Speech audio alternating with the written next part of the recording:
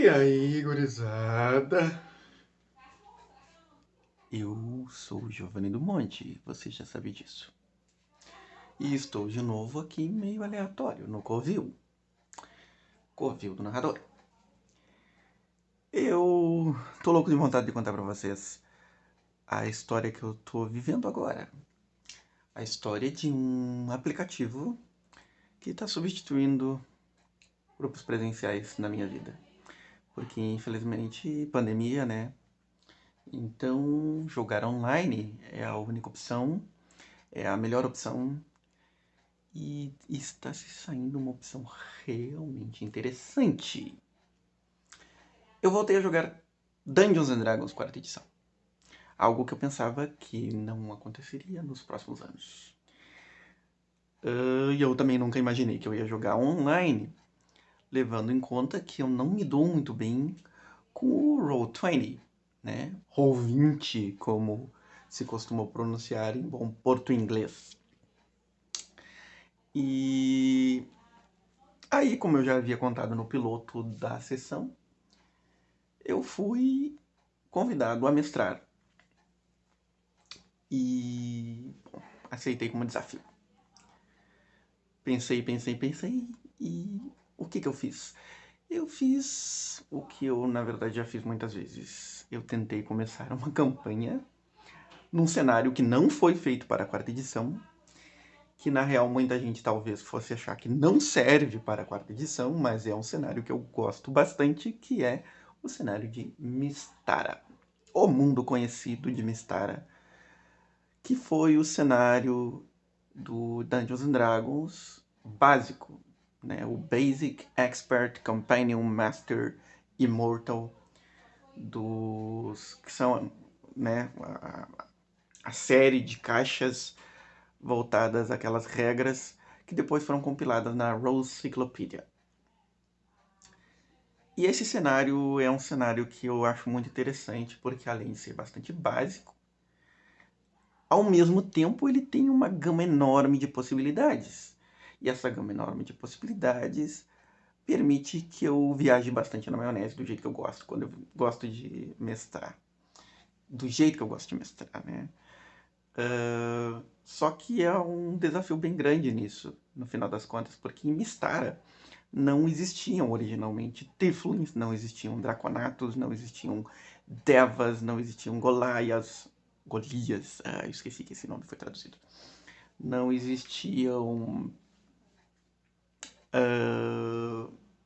gnomos como personagens jogadores, eles eram monstros na época.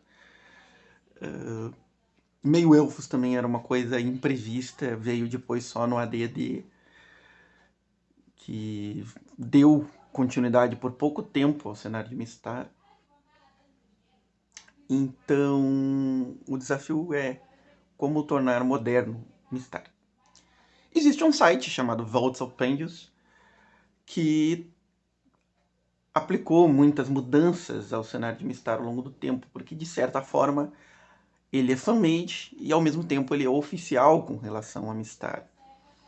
Eu uso muita coisa de lá como base para a minha construção de campanhas, mas não uso tudo. Eu uso principalmente as revistas Gazetteers ou Gazetteers, eu não sei como é que se pronuncia essa palavra na verdade, acho que é Gazetteers.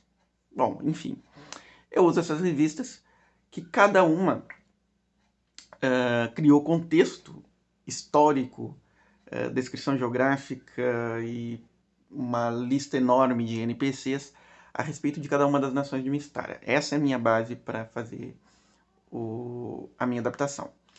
E eu tento dar uma certa liberdade criativa para os jogadores e para mim mesmo, uma, digamos, liberdade poética para pensar como é o mundo de Mystara agora que ele está na 4ª edição.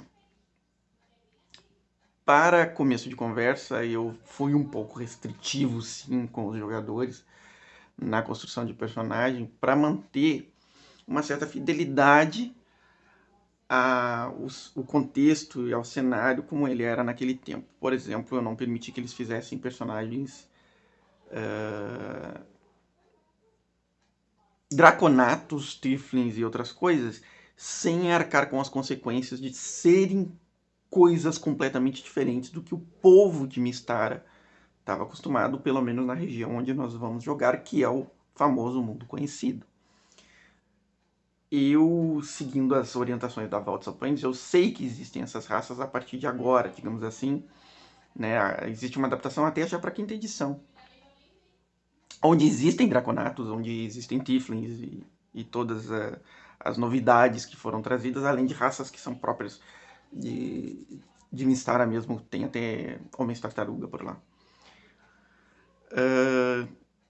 Mas eu disse para eles, se vocês aparecerem numa cidade típica de Carameicos, onde só está acostumado às 4 raças básicas, que são os anões, os humanos, os elfos, os halflings, até se conhece meio elfos, mas nunca se ouviu falar em Tieflings e Draconatos, e vocês aparecerem como Tieflings ou Draconatos, é muito provável que vocês sejam considerados monstros, e tratados como monstros, são tratados por aventureiros, ou seja, vocês vão apanhar, vocês vão ser ameaçados de ser presos, qualquer coisa, vão ter que passar em muito teste de diplomacia e blefe, e provavelmente muitos testes de atletismo e tolerância para sair correndo e coisas do tipo, para arcar com as consequências dessa escolha.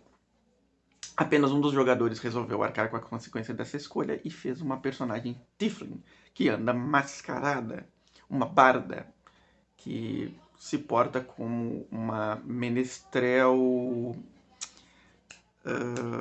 fantasiada de, sei lá, seria uma boba da corte, algo assim. E ela é uma personagem bem interessante, porque ela tem um histórico traumático. Ela teve o rosto desfigurado por assaltantes e foi um histórico bem legal. Além dessa personagem Tiefling, temos outro personagem que fez um quase monstro, que é um feral. Um feral dente alongado, que foi criado para ser um patrulheiro. Ele é, na verdade, um caçador, um rastreador, pelos costumes da sua tribo, do seu clã de ferais.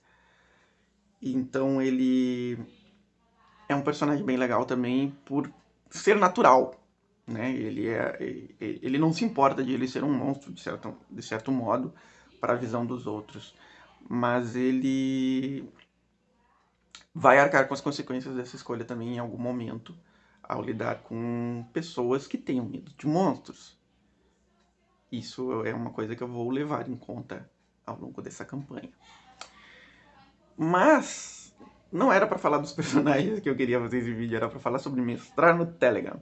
Então eu vou deixar para vocês conhecerem os outros 4 personagens dessa campanha em outros vídeos, porque eu quero falar sobre mestrar no Telegram. Mestrar através de um aplicativo de mensagens é algo curioso, no mínimo, porque a gente tem a oportunidade de ser mais descritivo, mais detalhado na hora de fazer as narrações, porque a gente pode pensar com calma para digitar. E a gente pode formatar o texto para deixar mais bonita a leitura e tornar fácil que a interpretação de texto dos colegas jogadores não leve a mal entendidos. E esses jogadores com quem eu estou jogando, eles estão acostumados a jogar no formato Telegram, então eles capricham muito na narrativa e isso me deixou muito empolgado. Nós fazemos um cabeçalho a cada mensagem, eles utilizam colocando o nome do personagem, a classe, o nível, às vezes com um ícone, e aí eles fazem descrição em texto não formatado, pensamentos em texto itálico, falas em negrito. Basicamente essa a formatação. E nós temos uma outra conversa no Telegram, um outro grupo, que é para os bate-papos em off e para tirar dúvidas, e nós temos lá o bot de um rolador de dados.